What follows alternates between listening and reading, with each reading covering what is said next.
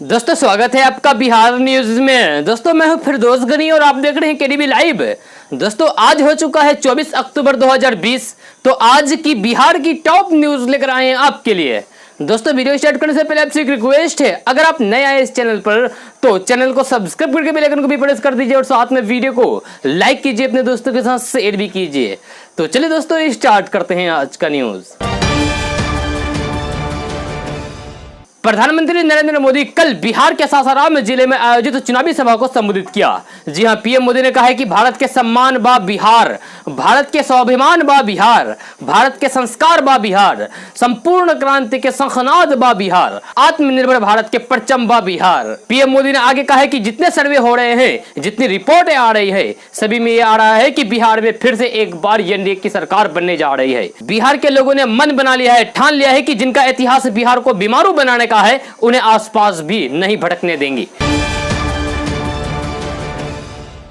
त्योहार का सीजन चल रहा है, ऐसे समय में प्याज की कीमतें उछाल पर है। जी हां, साथ ही आलू की कीमतें 50 रुपए प्रति किलो पार हो गई है। लहसुन का दाम भी 160 रुपए प्रति किलो हो गया है। वहीं हरी सब्जियां रिटेल बाजार में 60 से लेकर 200 रुपए प्रति किलो हो गई है। हरी मटर इस समय बिहार के रिटेल बाजार में 200 रुपए किलो पर बिक रही है। इस साल त्योहारी सीजन में खुलकर खर्च कर पाना आसान नहीं है। जी हां, फूड प्रोसेसिंग के साथ साथ अन्य उत्पादक भी महंगे हो गए हैं। प्याज की कीमतों में जबरदस्त उछाल आया है। पहले 20 रुपए किलो में मिलने वाली प्याज की कीमत आज बढ़कर 80 से लेकर 100 रुपए किलो तक पहुंच गई है। जी हां, बिहार में रिटेल में प्याज 60, 80 और कहीं पर 100 रुपए किलो भी बिक रहा है। वहीं दिल्ली में 1 किलो प्याज की कीमत 70 से 80 रुपए है। कोलकाता में भी लगभग यही रेट है। आपको बता दें कि सब्जियों के दाम में भी जबरदस्त उछाल देखने को मिल रहा है। जी हां, त्योहारी सीजन में सब्जियों के दाम बढ़ने से लोगों की जेब पर भारी असर पड़ रहा है। अभी के समय पत्ता गोभी की कीमत बढ़कर 36 रुपए प्रति किलो हो गई है। वहीं लौकी की कीमत 30 रुपए प्रति किलो के हिसाब से बिक रहा है। जी हां, भिंडी की कीमत 25 रुपए प्रति किलो, कद्दू की कीमत 11 रुपए किलो, गोभी की कीमत 40 रुपए प्रति किलो और हरी मटर की कीमत 200 रुपए प्रति किलो हो गई है। कांग्रेस नेता राहुल गांधी ने शुक्रवार को बिहार के नवादा में एक चुनावी रैली को संबोधित किया। जी हां, आपको बता दें कि बिहार में कांग्रेस आरजेडी के साथ मिलकर महागठबंधन के तहत विधानसभा चुनाव लड़ रही है। जी हां, अपनी रैली के दौरान राहुल गांधी ने कहा कि चीन के सेना ने हमारे 20 सैनिकों को हमसे छीन लिया है और हमारी 1200 किलोमीटर जमीन ले ली है। जब चीन हमारी जमीन के अंदर आया तो हमारे पीएम ने वीरों का अपमान करते हुए यह बोला कि हिंदुस्तान के अंदर कोई नहीं आया। आज कहते हैं कि मैं सिर झुकाता हूं। नोटबंदी हुई तो अडानी जी बैंक के सामने खड़े थे, क्या अंबानी जी बैंक के सामने खड़े थे? जी हां, ये राहुल गांधी जी ने बोला है। साथ ही राहुल गांधी जी ने बोला है कि नोटबंदी के बाद जीएसटी लागू करके बड़े अमीर लोगों के लिए छोटे व्यवसायियों को खत्म कर दिया गया। अंबानी अडानी के लिए पीएम मोदी रास्ता साफ कर रहे हैं। बिहार में किसानों मजदूरों की सरकार लानी है। नरेंद्र मोदी मजदूरों के सामने सिर झुकाते हैं, लेकिन समय आता है तो फिर मदद नहीं करते हैं। इस रैली में आरजेडी नेता तेजस्वी यादव ने कहा कि नीतीश सरकार में बिना घूस के कोई भी काम नहीं हो रहा है। जी हां, उन्होंने कहा कि जिन लोगों के पास रोजगार थे वे भी मोदी जी ने, नीतीश जी ने छीन लिए हैं। जी हां, तेजस्वी यादव ने कहा है कि नीतीश जी आप थक चुके हो, आपसे अब बिहार संभलने वाला नहीं है। उन्होंने जनता से कहा है कि जिस व्यक्ति ने 15 साल कोई काम नहीं किया है उसे 5 साल और दोगे तो फिर वो कुछ भी नहीं करने वाला है। इसके अलावा उन्होंने कहा है कि शिक्षा, इलाज, रोजी रोटी के लिए बिहार के लोगों को राज्य के बाहर जाना पड़ रहा है। तेजस्वी यादव ने कहा है कि आप लोग एक मौका दीजिए, हमें नई सोच का बिहार बनाना है, हम सभी जातियों को साथ लेकर चलेंगे। उन्होंने कहा है कि कुछ लोग जाति धर्म के नाम पर लड़ाएंगे, लेकिन इस बार बिहार के लोग बेरोजगारी, किसानों के मुद्दे पर लड़ेंगे। देश में कोरोना की स्थिति में लगातार सुधार हो रहा है। जी हां, देश में कोरोना के सक्रिय मामले 7 लाख से भी कम बच गए हैं। कोरोना से ठीक होने वाले मरीजों की संख्या भारत में 69 लाख से अधिक हो गई है।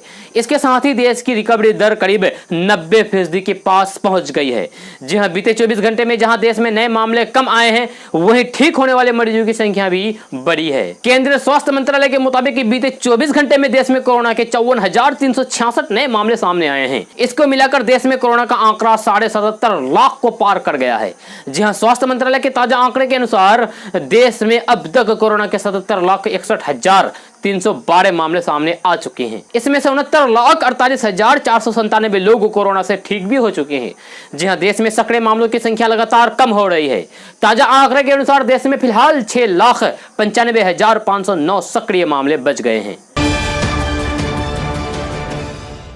आरजेडी सुप्रीमो लालू प्रसाद यादव के बड़े बेटे तेज प्रताप यादव इन दिनों साइकिल से चुनाव प्रचार में जुटे हुए हैं। जी हां, समस्तीपुर के हसनपुर विधानसभा सीट पर चुनाव लड़ रहे तेज प्रताप यादव साइकिल पर ही बैठकर गांव में संघर्ष जनसंपर्क अभियान में जुटे हुए हैं। तेज प्रताप यादव के अपने चुनाव प्रचार की तस्वीरें भी सोशल मीडिया पर शेयर की जा रही है। जी हां, इसके साथ ही उन्होंने एनडीए नेताओं पर भी तंज कसा है। तेज प्रताप यादव ने लिखा है कि तेरे 20 हेलीकॉप्टर तुम्हीं को मुबारक हो।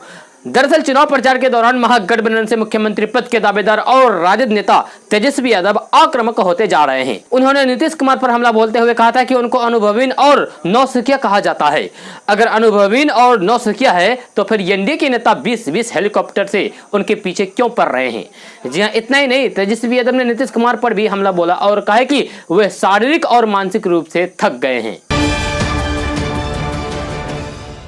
महानंदा एक्सप्रेस की एसी बोगी में छात्र के साथ छेड़खानी करने के आरोप में एक युवक को गिरफ्तार किया गया है। जी हां, पटना से ट्रेन खुलने के बाद छात्रों के साथ छेड़खानी की घटना हुई, जिसके बाद पीड़िता ने चलती ट्रेन से फोन करके कॉल सेंटर को जानकारी दी। जी हां, जिसके बाद आरोपी युवक को बख्तियारपुर स्टेशन पर उतार लिया गया। बताया जा रहा है कि दिल्ली से अलीपुर द्वारा जा रही महानंदा एक्सप्रेस की एसी बोगी में छात्रा के साथ छेड़खानी की गई। शिकायत के बाद आरोपी रत्नेश कुमार को सीआरपीएफ ने बख्तियारपुर स्टेशन पर उतार लिया। जब उसके बैग की तलाशी ली गई तो उसमें से 57,96,150 रुपए मिले। जी हां, पूछताछ के दौरान युवक ने बताया कि वे कारोबारी है और माल खरीदने कटिहार जा रहा है। हालांकि उसके रकम को लेकर पक्का सबूत नहीं दिखाया गया।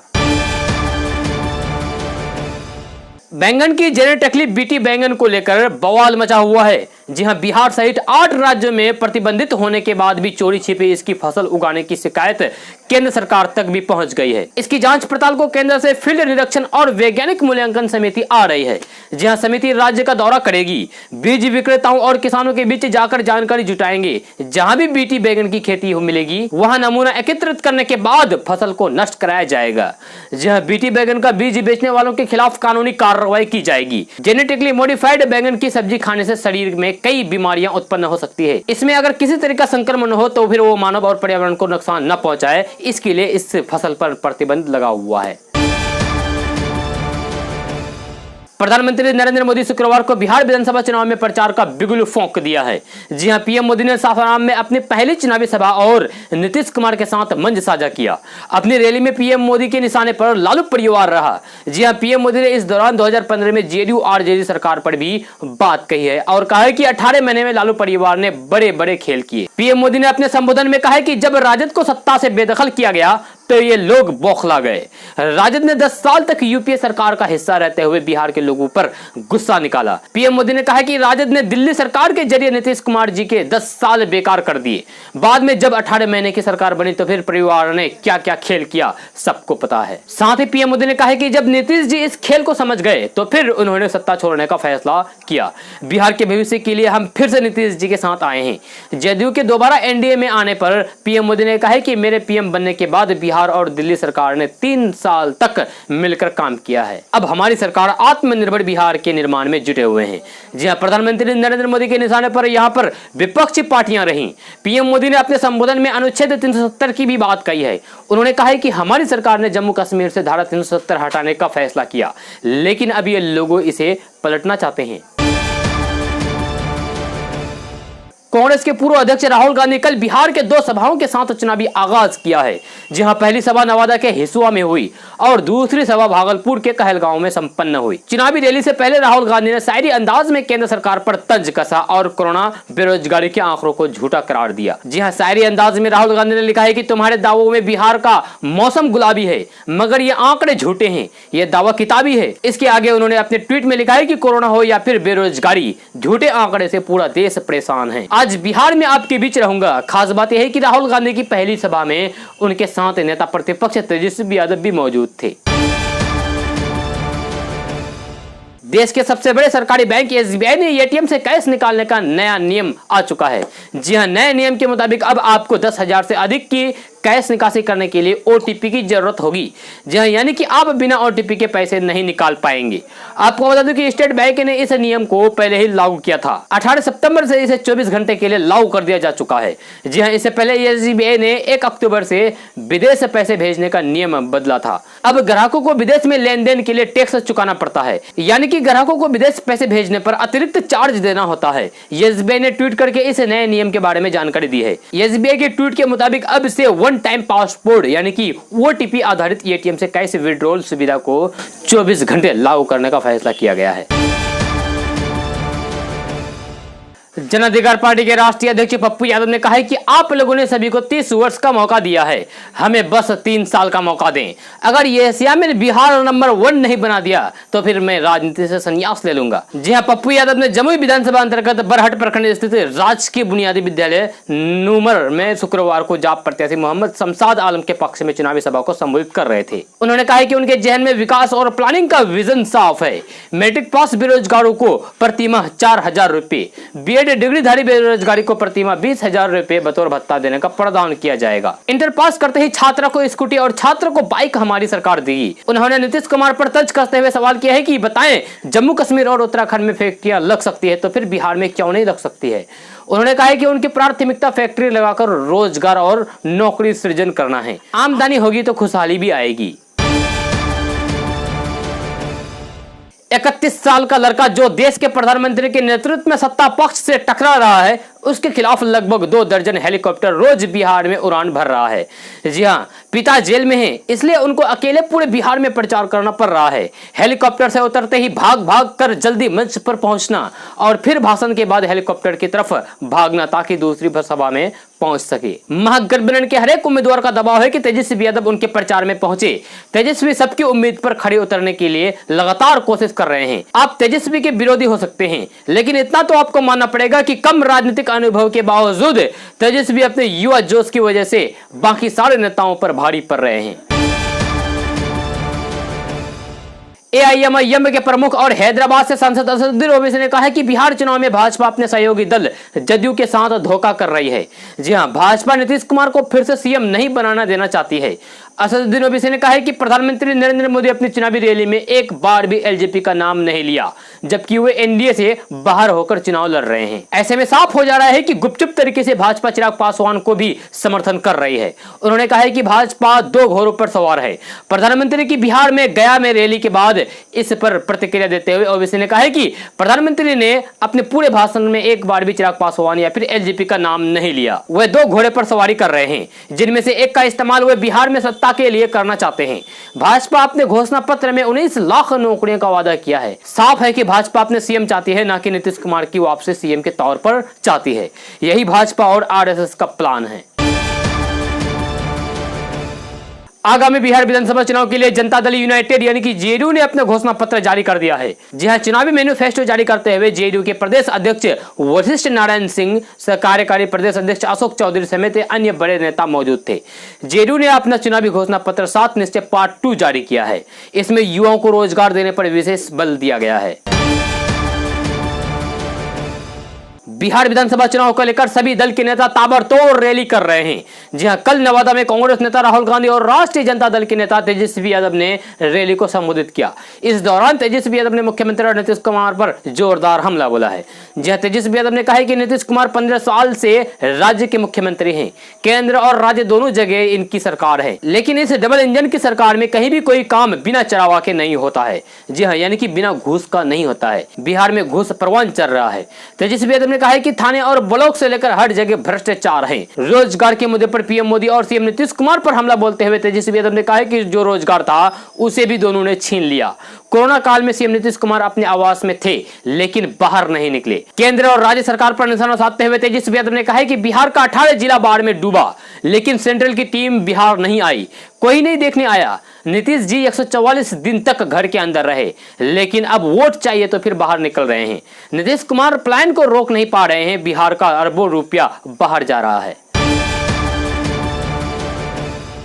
बिहार चुनाव में जहां एक तरफ सभी दल गठबंधन के साथ चुनावी मैदान में उतरे हुए हैं, वहीं दूसरी ओर चिराग के नेतृत्व में एलजेपी ने एनडीए से अपनी राहें अलग तलाशी और 143 विधानसभा सीटों पर अपने उम्मीदवार उतारे। जी हां, लेकिन विडंबना यह है कि एनडीए गठबंधन को टाटा बाय बाय कहने के बाद भी चिराग पासवान खुद को बीजेपी की बी टीम बताने से नहीं चूकते हैं। लेकिन बीजेपी ने एलजेपी के समर्थन की परवाह किए बिना यह साफ कह दिया है कि एनडीए गठबंधन का मतलब बीजेपी और जेडीयू ही है। बीजेपी की कोई भी बी टीम नहीं है, न ही सी टीम है। जी हां, अब इससे चिराग पासवान को इस बात का डर सताने लगा है कि उनके हालात कहीं धोबी के उस जानवर के जैसा ना हो जाए जो ना तो घर का होगा और ना ही घाट का। जी हां, दरअसल चिराग पासवान को बिहार की सियासत की सिर्फ इतनी समझ है कि वे अपने पिता रामविलास पासवान के कहे अनुसार सीख सके। जमीनी स्तर पर हकीकत को परख पाने से कोसों दूर चिराग ने जब एनडीए से किनारा किया था, तब उन्हें वो ये लगा था कि 8% दलित वोटरों पर जो एलजेपी की पकड़ है, उसके अलावा बीजेपी के स्वर्ण तबके के वोटरों को वे अपने पाले में खींचने में सफल हो सकते हैं। लेकिन उनकी ये चाल अब ढीली पड़ती नजर आ रही है। जी हां, बीजेपी के कई बागियों के एलजेपी में शामिल हो जाने के बाद आला कमान ने चिराग पासवान को तल्ख तेवर अपनाना शुरू कर दिया है। जी हां, बागी नेताओं के शरण स्थली बनी एलजेपी पर एक्शन लेने का सिलसिला भी शुरू हो गया है। बिहार विधानसभा चुनाव को लेकर महागठबंधन नीतीश कुमार पर तीखे हमले कर रहा है। जी हां, उसके नेता डीएनए विवाद को लेकर हर छोटे बड़े मुद्दों पर सरकार को घेरने में लगे हुए हैं। जी हां, ऐसा ही नजारा कैमूर जिले के चैनपुर विधानसभा क्षेत्र में देखने को मिला है। हालांकि इस दौरान तेजस्वी यादव कुछ ऐसा कर गए कि विरोधियों के साथ साथ उनके अपने भी हंसी नहीं रोक पाए। दरअसल हुआ यूं कि तेजस्वी यादव को चैनपुर विधानसभा क्षेत्र में कांग्रेस प्रत्याशी के पक्ष में जनसभा को संबोधित करना था। भारी भीड़ के बीच हाथ हिलाते हुए तेजस्वी यादव मंच पर पहुंचे और अपने चिर परिचित अंदाज में कांग्रेस प्रत्याशी के लिए वोट मांगने की अपील कर डाली। लेकिन जिस व्यक्ति का नाम उन्होंने लिया वे कांग्रेस का प्रत्याशी है ही नहीं। जी हां, तेजस्वी यादव ने अपनी कांग्रेस प्रत्याशी का नाम भी भूल गए और दूसरे व्यक्ति का नाम अनाउंस कर दिया। जी हां, तेजस्वी यादव को गलत व्यक्ति का नाम अनाउंस करते ही आसपास खड़े नेता सख्ती में आ गए। वे तुरंत तेजस्वी यादव के पास पहुंचे और उन्हें उनकी गलती का एहसास कराया। अपने संबोधन में तेजस्वी यादव भाजपा और नीतीश सरकार पर जमकर हमला बोला।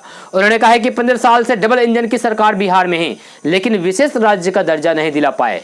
लोग अभी भी पलायन को मजबूर हैं। न गरीबी दूर हुई है और न ही बेरोजगारी दूर हुई है। यहाँ तक कि इलाज के लिए भी दूसरे प्रदेश जाना पड़ता है। राज्य में शिक्षा पूरी तरीके से चौपट हो गई है। अस्पताल का जो हाल है आपसे बेहतर कोई नहीं जानता। उत्तर प्रदेश बिहार के बीच बस समझौते के बाद दोनों राज्यों के बीच बस परमिट, रूट, किराया और समय सारणी तय कर दी गई है। जी हां, लखनऊ समेत यूपी के 5 जिले से बिहार के बीच प्रयोग के तौर पर बसों का संचालन 21 अक्टूबर से शुरू हो गया है। एक सप्ताह बाद बस संचालन की समीक्षा करके अस्थायी रूप से बसों का संचालन किया जाएगा। परिवहन संचालन ने बताया कि दोनों राज्यों के बीच बस संचालन का खाका तैयार हो गया है। किराए और परमिट मुद्दों पर समझौता करते हुए बस संचालन पर सहमति बन गई है। बिहार के डिप्टी सीएम सुशील कुमार मोदी ने कहा है कि भाजपा और दूसरे दलों में यही फर्क है कि दूसरे जहां तारे तोड़ लाने जैसे वादे करके केवल सत्ता हथियाना चाहते हैं, वही भाजपा सिर्फ यही बात करती है कि जिसे जमीन पर लागू किया जा सके। जी हां, हम कोरा वादा नहीं, सेवा का संकल्प करते हैं। इसलिए घोषणा पत्र में 19 लाख लोगों को रोजगार देने का निश्चय किया है। हमने इसका ब्यौरा भी दिया है कि अवसर लोगों को कैसे दिलवाएंगे। जी हां, उप मुख्यमंत्री सुशील कुमार मोदी ने कहा है कि हमारी सरकार बनी तो बिहार को आईटी हब बनाकर 5 लाख युवाओं को रोजगार देंगे। 3 लाख नए शिक्षक नियुक्त होंगे। 10 लाख लोगों को कृषि क्षेत्र में रोजगार मिलेगा और स्वास्थ्य क्षेत्र कई विभागों में 2 लाख से ज्यादा लोगों को सरकारी नौकरी भी देंगे। बिहार विधानसभा चुनाव को लेकर सभी पार्टियां पूरी तरीके से तैयार है। मतदाताओं को रिझाने के लिए राजनीतिक दल उनसे कई बड़े बड़े वादे कर रहे हैं। भाजपा ने वित्त मंत्री निर्मला सीतारमण की मौजूदगी में अपना घोषणा पत्र जारी किया है, जिसके बाद से विपक्षी दल भाजपा को निशाने पर ले रहे हैं। दरअसल इसमें पार्टी ने मुफ्त कोरोना वैक्सीन देने की बात कही है। इसी क्रम में शिवसेना नेता संजय राउत ने भाजपा को निशाने पर लिया है। उन्होंने कहा है कि जब हम बच्चे थे तब एक घोषणा थी कि तुम मुझे खून दो मैं तुम्हें आजादी दूंगा। अब मैं एक नई घोषणा देख रहा हूं कि तुम मुझे वोट दो मैं तुम्हें वैक्सीन दूंगा। जी हां, उन्होंने आगे कहा है कि पहले हम जाति और धर्म के नाम पर बांटते थे, अब वैक्सीन के नाम पर बांट रहे हैं। उन्होंने भाजपा के राष्ट्रीय अध्यक्ष जेपी नड्डा, स्वास्थ्य मंत्री डॉक्टर हर्षवर्धन, प्रधानमंत्री नरेंद्र मोदी का नाम लेते हुए कहा है कि आपको स्पष्ट करना चाहिए, क्योंकि पहले तो प्रधानमंत्री नरेंद्र मोदी ने कहा था कि सबको वैक्सीन मिलेगी, लेकिन अब क्या कोई नया सिस्टम बना रहे हैं कि जहां भाजपा की सरकार होगी वहीं कोरोना की वैक्सीन मिलेगी। यह संशोधन का विषय है। इस महामारी के दौर में कई कंपनियों ने कर्मचारियों की सैलरी नहीं बढ़ाई है, लेकिन अगर आप केंद्रीय कर्मचारी हैं तो फिर सैलरी में बढ़ोतरी हो सकती है। जी हाँ, सरकार कर्मचारियों की सैलरी बढ़ाने पर विचार कर रही है। ये फैसला सरकार कर्मचारी नहीं बल्कि अपनी भलाई के लिए कर रही है। जी हाँ, सरकार की भलाई के लिए ये हो रही है। दरअसल केंद्र सरकार चाहती है कि अर्थव्यवस्था की हालात दुरुस्त की जाए, इसके लिए खपत बढ़ाना बेहद जरूरी है। अब केंद्र सरकार चाहती है कि केंद्रीय कर्मचारियों के हाथ में ज्यादा पैसे दिए जाएं ताकि वे बाजार में ज्यादा खर्च कर सके और खपत बढ़े। जहां वही इन चर्चाओं के बीच श्रम मंत्रालय ने महंगाई भत्ते के लिए कंज्यूमर प्राइस इंडेक्स को साल 2001 से बदलकर 2016 कर दिया है। श्रम मंत्रालय द्वारा इस बदलाव का मतलब है कि कर्मचारियों के लिए महंगाई भत्ता कैलकुलेट करने के लिए मौजूदा खपत पैटर्न और महंगाई दर को ध्यान में रखा जाएगा। बिहार के लखीसराय विधानसभा क्षेत्र से लगातार 3 बार विधायक रहे भाजपा नेता विजय कुमार सिन्हा क्षेत्र से चौथी बार नामांकन करके आम लोगों के बीच वोट मांगने के लिए निकल पड़े हैं। जी हां, हालांकि इस दौरान उन्हें जनता के विरोध का सामना करना पड़ रहा है। ताजा मामला लखीसराय के नया बाजार के अष्टघटी मोड़ के पास की है, जहां जनसंपर्क के दौरान युवा ने उनका जमकर विरोध किया।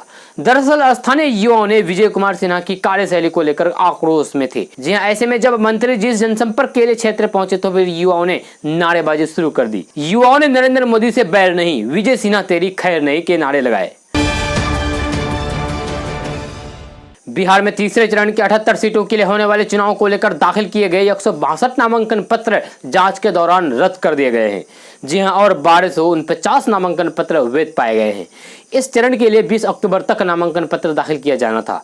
इस चरण के लिए कुल 1411 नामांकन पत्र दाखिल किए गए थे। 23 अक्टूबर तक नामांकन वापसी की अंतिम तिथि निर्धारित है। जहां इस चरण के लिए 7 नवंबर को मतदान होगा। अपर मुख्य निर्वाचन पदाधिकारी संजीव कुमार सिंह ने बताया कि पहले चरण की 71 सीटों के लिए 1066 उम्मीदवार चुनावी मैदान में हैं और इस चरण के लिए 28 अक्टूबर को मतदान होगा। वहीं दूसरे चरण की 94 सीटों के लिए 1464 उम्मीदवार चुनावी मैदान में हैं और इस चरण के लिए 3 नवंबर को मतदान होगा। सभी चरणों के लिए मतदान 10 नवंबर को होगी। दोस्तों, वैसे तो आमतौर पर किसी भी चुनाव के पहले राजनीतिक दलों द्वारा वादों की झड़ी लगाई जा रही है। जी हाँ, लेकिन बिहार के इस साल हो रहे विधानसभा चुनाव में राजनीतिक दल नौकरियों की बारिश कर रहे हैं। जी हाँ, अगर सच में राजनीतिक दल इतनी नौकरियां उपलब्ध करा दे तो फिर बिहार में पलायन की समस्या ही दूर हो जाएगी। वैसे सबसे मजेदार बात यह है कि पिछले 30 साल से बिहार में राजद, कांग्रेस, जेडीयू और भाजपा सत्ता में रही है, लेकिन आज भी यहाँ के युवाओं को शिक्षा या फिर नौकरी के लिए अन्य राज्यों में पलायन करना पड़ता है। जहाँ इस चुनाव में यही राजनीतिक दल अपने अपने घोषणा पत्र में नौकरी और रोजगार की झड़ी लगाकर युवाओं को आकर्षित करने में जुड़े हैं। हालांकि इस दौरान सभी राजनीतिक दल खुद की कमी दूसरों से सफेद बताने को लेकर एक दूसरे की आलोचना करते हुए सवाल भी उठा रहे हैं।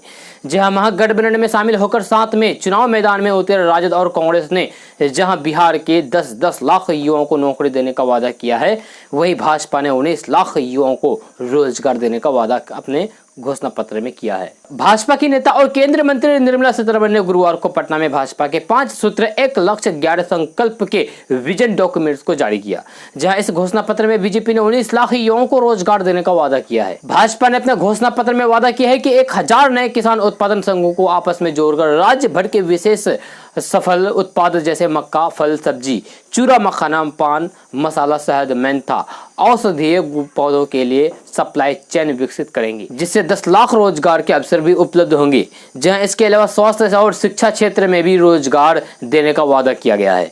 जहां इससे पहले कांग्रेस ने बुधवार को अपना घोषणा पत्र जारी किया था।